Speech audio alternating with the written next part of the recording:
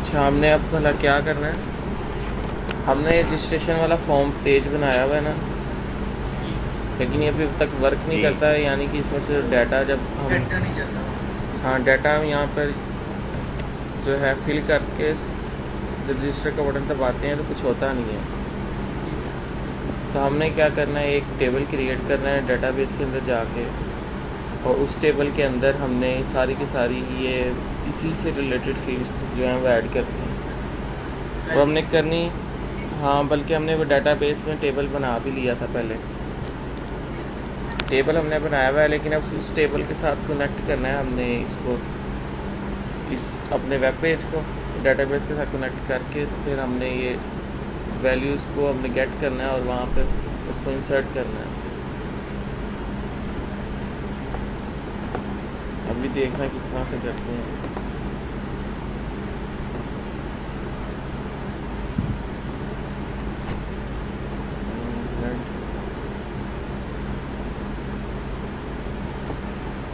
ये रजिस्ट्रेशन का पेज है जी।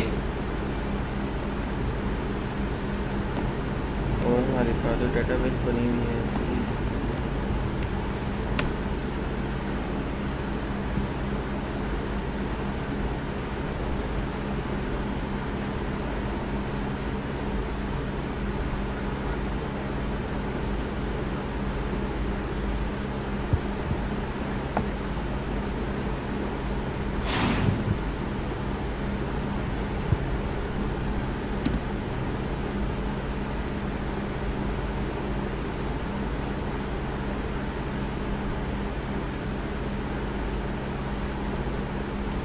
ये डेटाबेस हमने क्रिएट की थी BLWWD ब्लड, जी।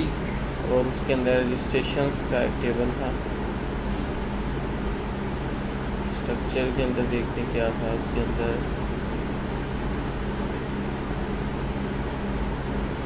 डोनर आईडी थी, ठीक है। उसके बाद first name, last name, email, contact number, password, gender, date of birth, blood group, status, state, city, address and date time, सारी की सारी फील्ड्स बनी हुई हैं। जी। हमने पहले तो एक काम ये भी करना है कि इस पेज को, इस वेब पेज पूरे के पूरे को आपको डाटाबेस के साथ कनेक्ट करना है, इस डाटाबेस के साथ।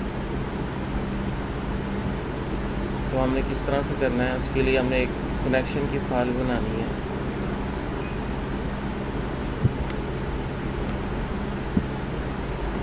नोटपैड ओपन कर लें, ठीक है। हमने फ़ोल्डर ओपन कर लिया, रजिस्ट्रेशन का पेज है तो इस पर हमने वर्क करना है। दूसरा हमने इंक्लूड वाला फ़ोल्डर जो हमने बनाया हुआ है, जी। उसमें एक फ़ोल्डर और क्रिएट करना है कनेक्शन के नाम से। ये हम वहाँ पे एक फ़ोल्डर, न्यू फोल्डर और क्रिएट करते हैं, उसका नाम है कनेक्शन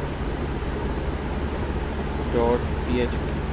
एक्सटेंशन उसकी भी PHP ही हो, पेज की। ये हमने एक वहाँ पे ये सॉरी फ़ोल्डर क्रिएट हो गया, फ़ोल्डर नहीं, वहाँ पे पेज क्रिएट करना है।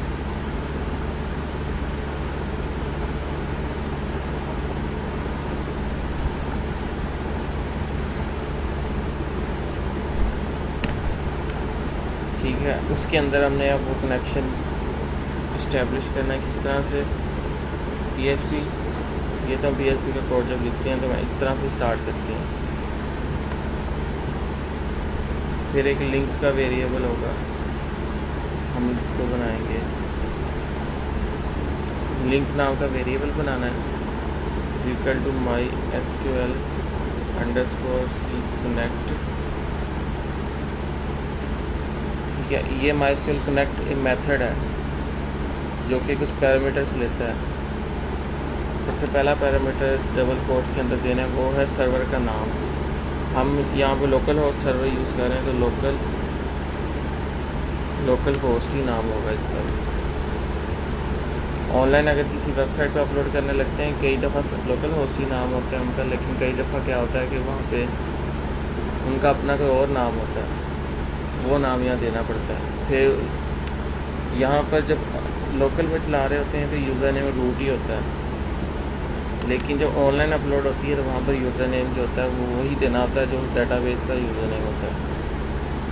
फिर पासवर्ड होता है, वही देना होता है जिस डेटाबेस का पासवर्ड हमने रखा होता है। डेटाबेस का नाम रजिस्टर है, क्या चीज़?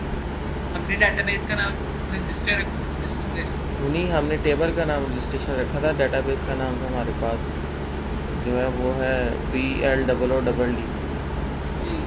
इसके अंदर ये टेबल है।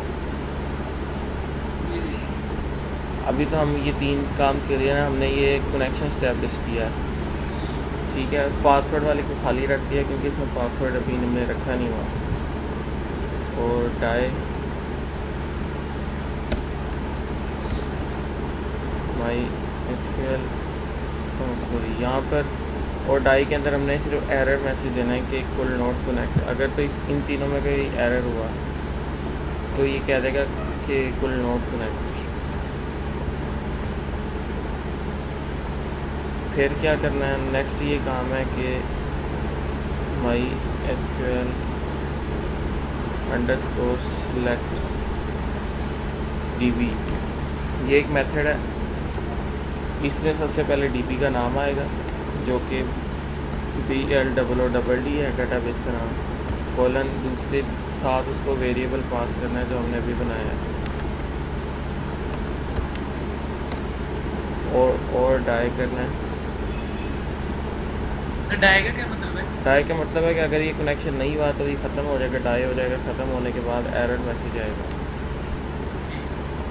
फुल नोट सेलेक्ट डेटाबेस, कि डेटाबेस में सिलेक्ट हो सके। इसके लिए है कि यहाँ पे ये कनेक्शन नहीं इस्टेब्लिश हुआ, और ये इसके लिए कि डेटाबेस सिलेक्ट नहीं हो सकी। ये कनेक्शन की फ़ाइल हमने बना ली, बन गई। अब इसको हमने इसको इंक्लूड करवाना है कहाँ पर। अब हमने स्लाइसिंग की थी ना, हमारे जो है हर हेडर जो है हर पेज के ऊपर आ रहा है, हमें इतना पता है। तो हम क्या करेंगे, कनेक्शन की फ़ाइल हेडर के अंदर रख देंगे ताकि हेडर जब जिस पेज पर जाए वहाँ पर कनेक्शन की फ़ाइल भी चली जाए। ये वे हमें बार बार इंक्लूड भी नहीं कराने की ज़रूरत है। हेडर पर जाते हैं, हेडर के अंदर ही हम इसको कनेक्शन की फ़ाइल पर रख देते हैं। यहाँ पे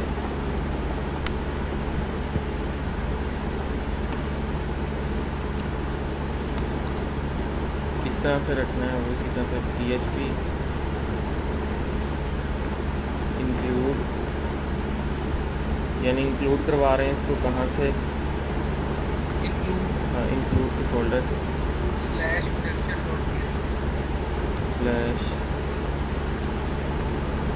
/connection.php, ये इसकी फ़ाइल एक्सटेंशन भी साथ आ गई। तो अभी क्या हुआ कि हर पेज के ऊपर ही कनेक्शन की फ़ाइल भी लिंक हो चुकी है जो हमने बना के रखी है इंक्लूड के फोल्डर में। अब कैसे पता लगता है कि हमारी डेटाबेस कनेक्ट हो चुकी है और कोई एरर नहीं है? वो इस तरह पता लगता है कि अगर तो हम पेज रिफ़्रेश करते हैं, ये कोई एरर नहीं आया, तो इसका मतलब है कि डेटाबेस सही कनेक्ट हो चुकी है और कनेक्शन भी इस्टेब्लिश हो गया। और अगर एरर होते हैं तो फिर यहाँ पर डिस्प्ले हो जाते हैं। वो किस तरह से होते हैं ये देखना, कनेक्शन के अंदर जाकर अगर हम ये कॉमा नहीं लगाते तो एक एरर है ये। और अब मैं इसको पेज रिफ़्रेश करूँगा तो ये फ़ौरन से एरर बता देगा, सिंटैक्स एरर आया हुआ है, कोई पेज नहीं और ओपन होगा। जैसे ही वेबसाइट लोड होगी तो ये एरर आ जाएगा, बता देगा कि लाइन नंबर 9 पे कनेक्शन वाली फ़ाइल जो है उसके अंदर एरर है और सिंटैक्स एरर है। वो हम जाके देख के इसको रिमूव कर लेते हैं। लाइन नंबर 9 यही बनती है,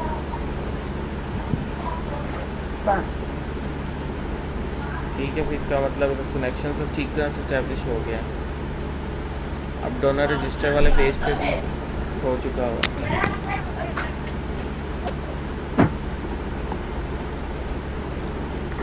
अब क्या करना, ये रजिस्ट्रेशन का पेज है।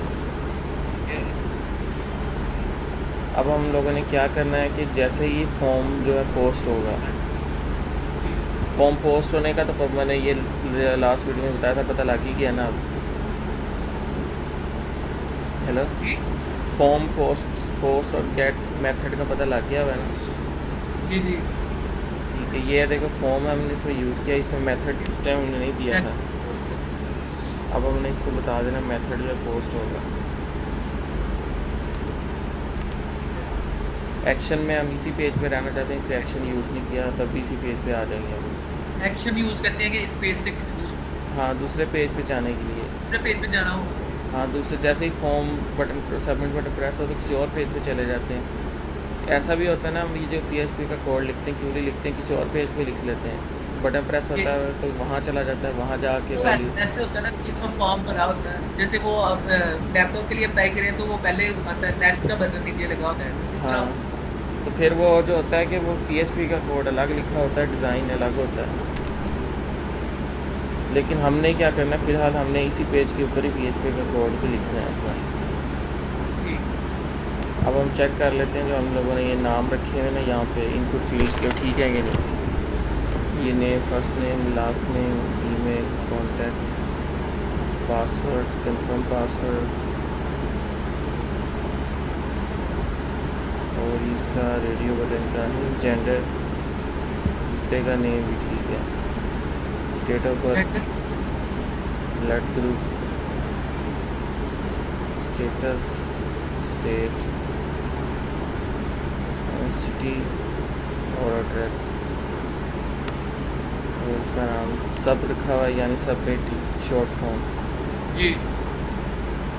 अब हमने यहाँ पर जो है वो कोड लिखना है कि जिससे जैसे ही ये बटन प्रेस होगा वैल्यूज़ पोस्ट होंगी, पोस्ट होने के बाद डेटाबेस के उस टेबल के अंदर चली जाएंगी। ठीक। अभी देखना, ये हम लिखेंगे PHP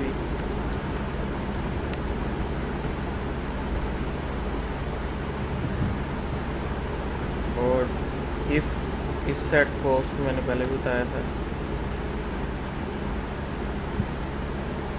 $_ पोस्ट सिंगल पोस्ट, और उस बटन का नाम क्या, सब हमने नाम रखा था। जैसे ही सब बटन प्रेस होगा फिर ये आगे एक्शन परफॉर्म होंगे। क्या एक्शन परफॉर्म होंगे कि सारी वैल्यूज़ पोस्ट होना शुरू हो जाएंगी। एक वेरिएबल हमने बनाना है फर्स्ट नेम का, सारे वेरिएबल्स बनाएंगे। सारे बनाने पड़ेंगे। हम ये डायरेक्ट ये मेथड पोस्ट वाला जो है ना उसमें भी दे सकते हैं क्वेरी के अंदर, लेकिन हमने वेरिएबल से बनाना है। फर्स्ट नेम, इसका नाम फर्स्ट नेम है, फिर लास्ट नेम, इनको थोड़ा कॉपी पेस्ट कर लेते हैं ताकि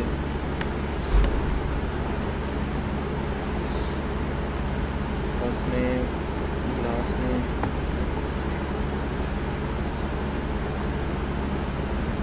ईमेल, लास्ट नेम, ईमेल, उसके बाद कॉन्टैक्ट, कॉन्टैक्ट है।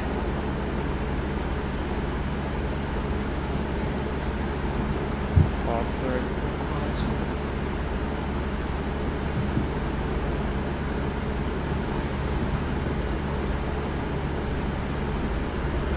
सर ये तरतीब आगे पीछे हो सकती है। तरतीब आगे पीछे हो सकती है, वो तो कोई मसला नहीं, पर हम खुद अगर सही तरतीब रखेंगे तो हमें खुद भी आसानी रहेगी।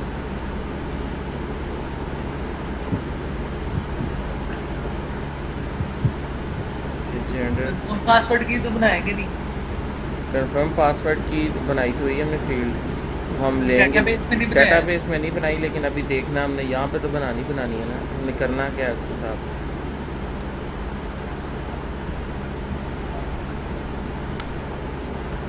ये वेरिएबल्स अभी पूरे हो जाएं।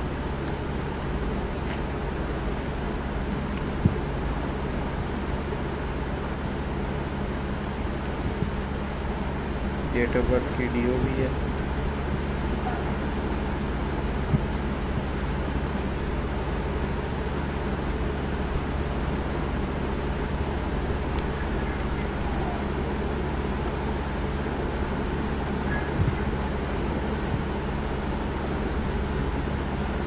उसके बाद ब्लड ग्रुप, स्टेटस,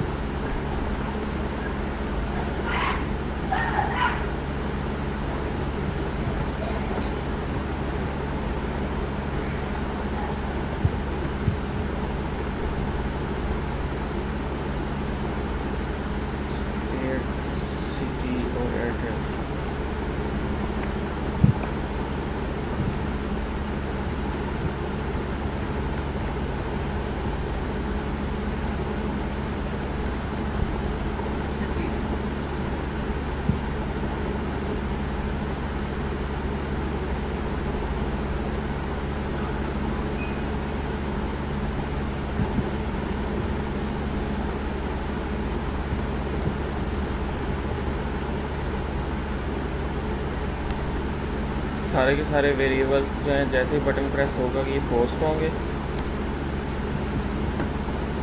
ये वैल्यूज पोस्ट होंगी बटन का नहीं, नहीं और बटन इनमें बटन बटन केबल नहीं है।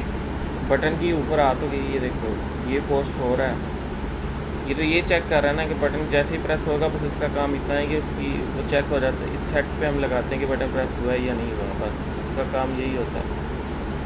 जब वो प्रेस होता है तो फिर ये आगे क्या होता है कि ये वैल्यूज़ पोस्ट होती हैं और इनकी वैल्यूज़ इन वेरिएबल्स में जाना शुरू हो जाती हैं, जो वैल्यूज़ वहाँ पे होती हैं। अब हमने फिर से एक चेक लगाना कि अगर पासवर्ड वाला वेरिएबल ये जो है उसके इक्वल हो जाता है, इज इक्वल टू, पासवर्ड है। अगर ये दोनों आपस में इक्वल होते हैं। अब ये देखो मैं डबल इक्वल लगाया है। जी जी सर, अगर एक लगाएंगे तो असाइन होगी वो वैल्यू। हाँ,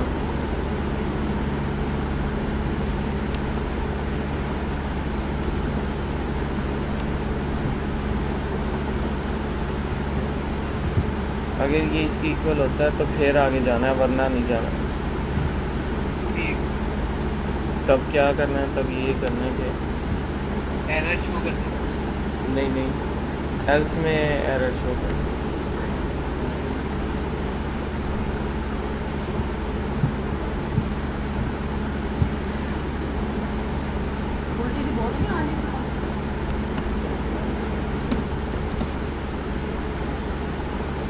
एल्स में एरर शो करें, मैसेज का वेरिएबल बनाया नहीं है हमने, वो अब बना लेते हैं, ऊपर डिक्लेयर कर देते हैं। तो ये किस लिए होता है पैसे? बताता हूँ मैं, मैसेज डिस्प्ले करवाने के लिए, या इसके ऊपर डिक्लेयर इसको बाहर ही करना होता है। MSG is equal to single quotes होती है, ये अब इसको एम्प्टी इनिशियलाइज करती है। वेरिएबल्स को हमेशा जब ये यूज़ करना होता है, पहले तो उनको इनिशियलाइज एम्प्टी से कर लें तो ज़्यादा बेहतर होता है। तो एम्प्टी इनिशियलाइज कर दिया, यहाँ जाके इसको वैल्यू साइन हो रही है, नीचे साइन होती रहती है कि अगर पासवर्ड मैच नहीं हुए तो ये वैल्यू साइन हो जाएगी, यानी password not match.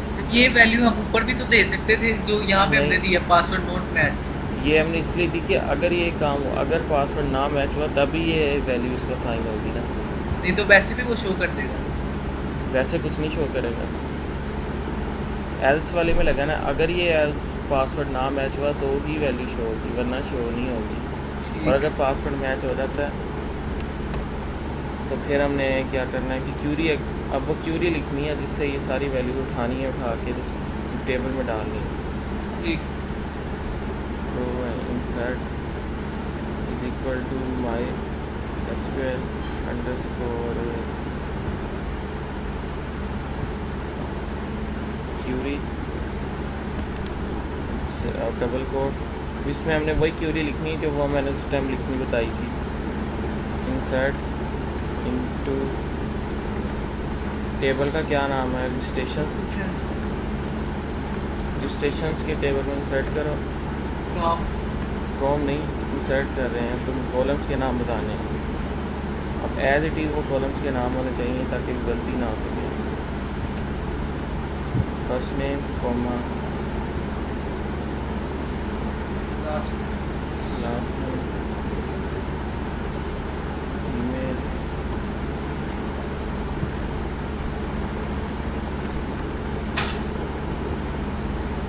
Contact number,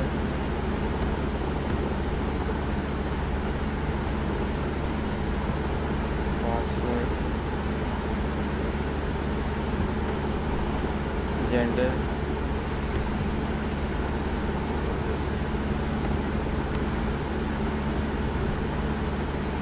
date of birth, blood group,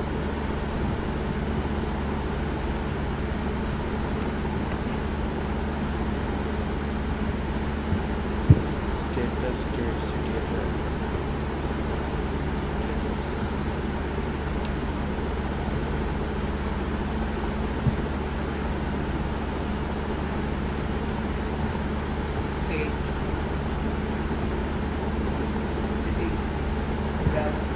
ये सारी हम कॉलम्स के नाम हमने लिख दिए। ये उसी तरह क्यूरी लिखनी जैसे पहले लिखी थी। ठीक।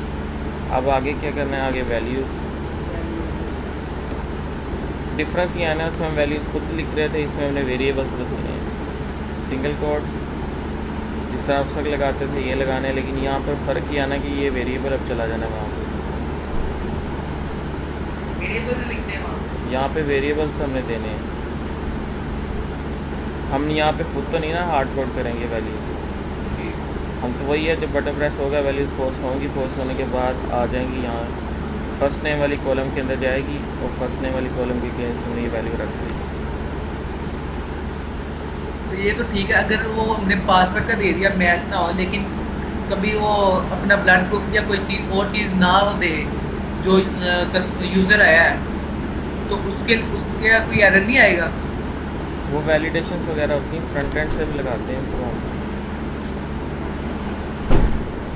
इसको हम कोशिश करते हैं फ्रंट एंड पे लगाएं।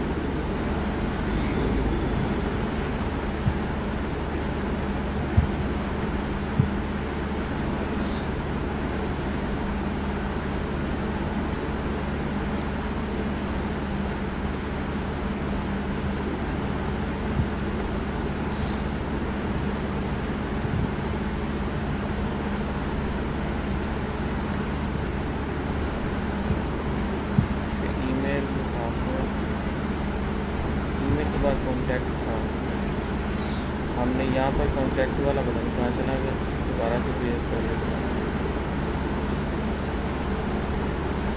कॉन्टैक्ट है।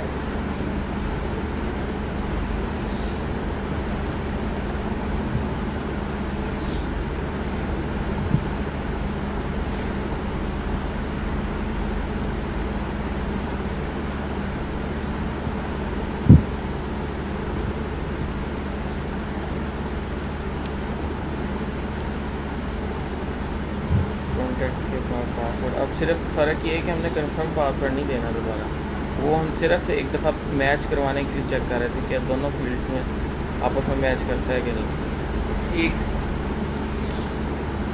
दूसरी वैलिडेशंस होती हैं वो जावास्क्रिप्ट के साथ होती हैं, या फिर हमने फॉर्म्स के ऊपर हमें वो चीज़ें लगानी थी वो हम लगा लेंगे। ये जब तक यूज़र जो है वो वैल्यूज़ ना एंटर करे पूरी तब तक फॉर्म पोस्ट ना हो। वो हम सर्वर साइड पे नहीं कहते, ये सर्वर साइड का कोड लिख रहे हैं। जी जी। उस पर क्या नुकसान होता है कि अब एक फॉर्म पोस्ट होगा, फिर सर्वर साइड के ऊपर जाकर चेकिंग होगी, फिर गलत होगा, फिर यूज़र को बताएगा, और फिर जाके अगर यूज़र गलत लिख देगा फिर चेकिंग होगी, फिर बताएगा, तो ये बड़ा लंबा काम हो जाएगा। जी जी। और इस तरह जो है सर्वर पे लोड पड़ेगा बिला वजह का। इसलिए कहते हैं क्लाइंट साइड, जब क्लाइंट ये काम कर रहा होता है तो वहीं पे ही चेक होता रहे, जब तक वो ठीक फॉर्म एक दफ़ा लिख के पूरा आप लोग फिल ना करते सबमिट दबाएगा तो फिर ही वो फॉर्म पोस्ट होगा।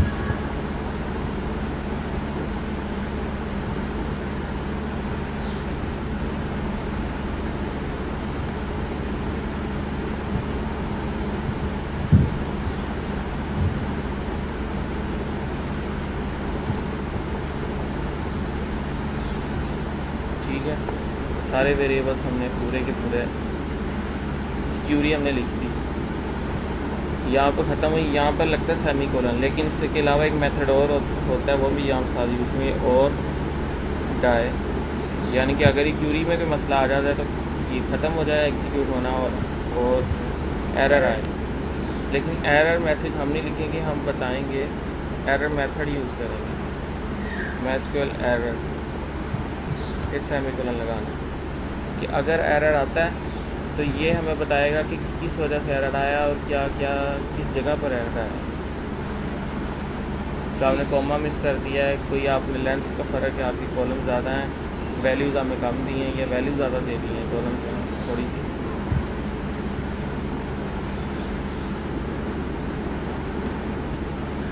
फिर उसके बाद हम फिर से एक इफ़ लगाएंगे, इफ़ के अंदर भी। हाँ, अगर तो ये क्यूरी चल जाती है तो फिर क्या मैसेज आता है, फिर मैसेज वेरिएबल के अंदर हम ये कहेंगे कि अकाउंट क्रिएटेड सक्सेसफुल।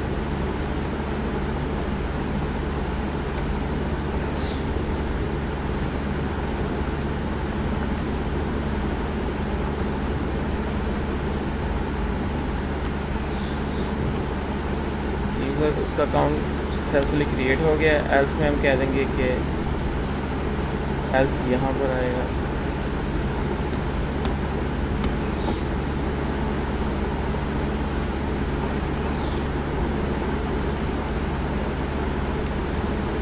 फ़िलहाल एरर ही लिख दिया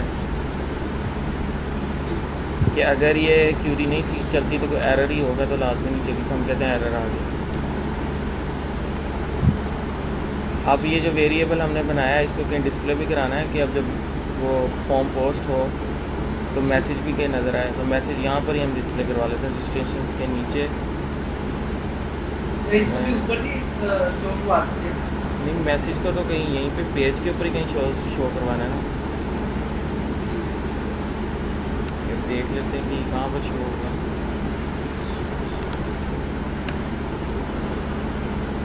इधर शो होगा, ठीक है। इसको सेंटर में ले आते हैं। ये इनलाइन स्टाइल की मैं कर लेता हूँ इसके ऊपर। तो टेक्स्ट अलाइन सेंटर करना है। दूसरा मैंने इसका कलर जो है वो रेड करना है।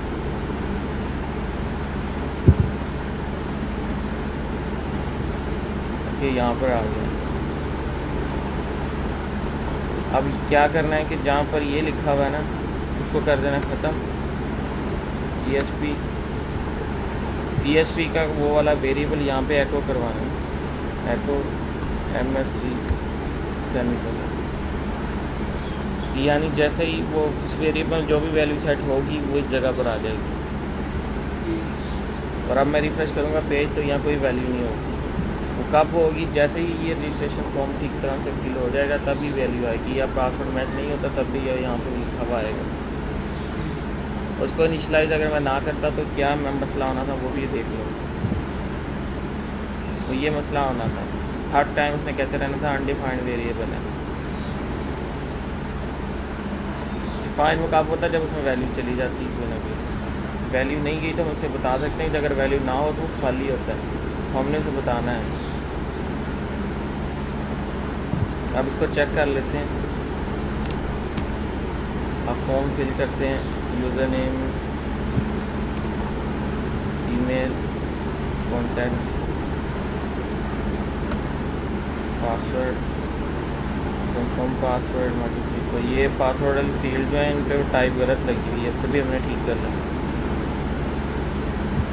डेट ऑफ बर्थ की खैर है जो भी सिलेक्ट कर, blood group, status, state, city Faisalabad डाली है, एड्रेस में ये आ गया, ठीक है। मैं जैसे ही बटन प्रेस करूँगा ये देखो, अच्छा अब मैसेज नहीं आया ना ही कोई एरर आया। तो चेक करते हैं यहाँ पे वैल्यू आई, वैल्यू भी कोई नहीं आई।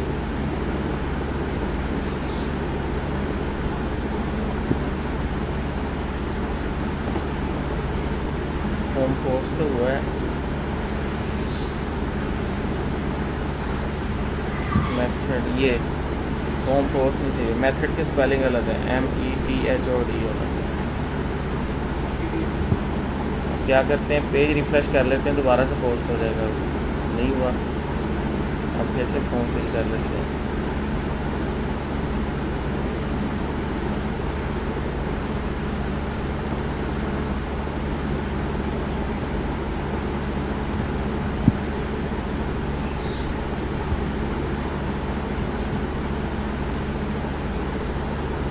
बटन प्रेस किया, बाकी सारा योर अकाउंट क्रिएटेड सक्सेसफुली हो गया, लेकिन एक उसमें एरर आ रहा है। वो कह रहा है कि undefined index first name, line number 16 पे जो है वो फर्स्ट नेम वाले जो वैल्यू आ नहीं रही। लाइन नंबर 16 पे कहाँ पर यानी कि यहाँ पर वैल्यू पोस्ट नहीं हुई, फर्स्ट नेम पोस्ट नहीं हुआ, क्यों नहीं हुआ अभी जाके देख लेते हैं। इनपुट टाइप टेक्स्ट है, नेम इसका फर्स्ट नेम ही है ना, पर ये गया नहीं वहाँ पे, पोस्ट नहीं हो सका, पता नहीं। फर्स्ट NAME नेम, ये गलती है, देखो स्पेलिंग मिस्टेक थी। इसकी वजह से क्या हुआ कि ये एरर कैसे आया, ये देखो अनडिफाइंड है, ये एरर तब भी आता जब हम उसमें एरर लगाया था। वैसे ये खुद भी बता देता है। ये देखो फर्स्ट नेम नहीं आया, बाकी सारी वैल्यूज़ आ गई हैं। हम करते हैं इसको यहीं से डिलीट। उसका फर्स्ट नेम नहीं पता चलेगा ये। वो अब मैंने डिलीट कर दी वैल्यू, दोबारा से फॉर्म फिल कर लेते हैं। अच्छा, अब मैं फॉर्म फिल कर रहा हूँ तो मैं एक काम करूँगा, मैं पासवर्ड पहले रखूँगा 1 2 3, कंफर्म पासवर्ड में 1 2 3 4 लिख देता हूँ। इसका मतलब है कि पासवर्ड वाले फील्ड अब मैच नहीं करेगी। तो मैं रजिस्टर पे क्लिक किया, पासवर्ड नॉट मैच्ड आ गया, और अब मैं जब यहाँ जाकर चेक करूँगा तो वैल्यूज़ नहीं आएंगी इसके अंदर, खाली है अभी। सर ये होता है कि हमारा वो नीचे से टेबल भी गायब हो जाए, सिर्फ वो हमें एरर शो हो। तो ये गायब ही है, जी गायब सर। फॉर्म सारा गायब हो जाए, जी यहाँ हो सकता है वो भी, वो बाद में हम कर लेंगे इस तरह की चीज़, लेकिन उसकी ज़रूरत नहीं होती।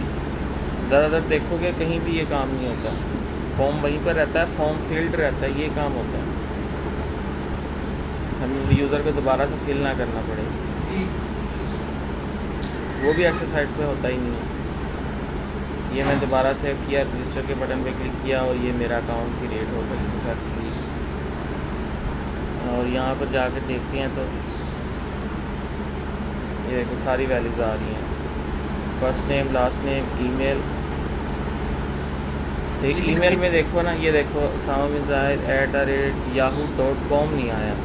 जी वजह पता है क्या है, हमने लेंथ जो है वो कितनी दी हुई है इसकी, ईमेल की हमने लेंथ दी थी 20 है।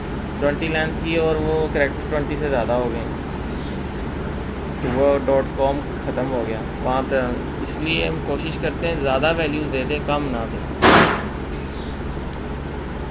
अब क्या होना है, यूज़र जितने अभी कल को जो पता लगेगा तो कितना डाटा लूज़ हो चुका होगा। मैं 50 दे देता हूँ, कोई मसला नहीं।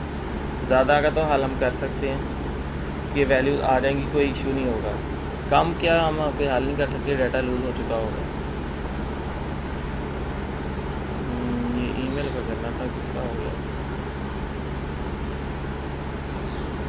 अपने कॉन्टैक्ट नंबर को दे। चलो कोई बात नहीं, हम इसको ही चेंज कर देते हैं।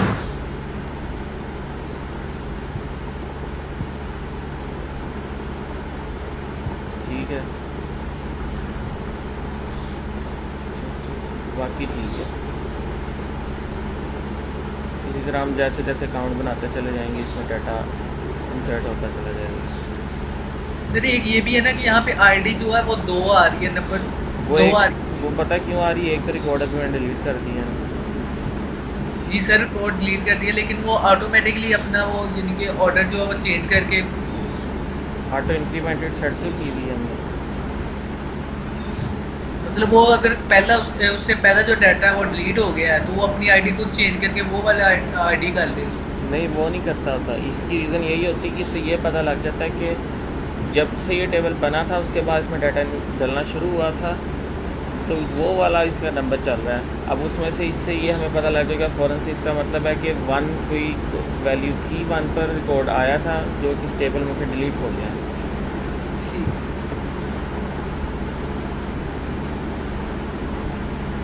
ये क्रिएट हो गया, ये एक रिकॉर्ड और आ गया इसमें, गाड़ी 3 लग गई।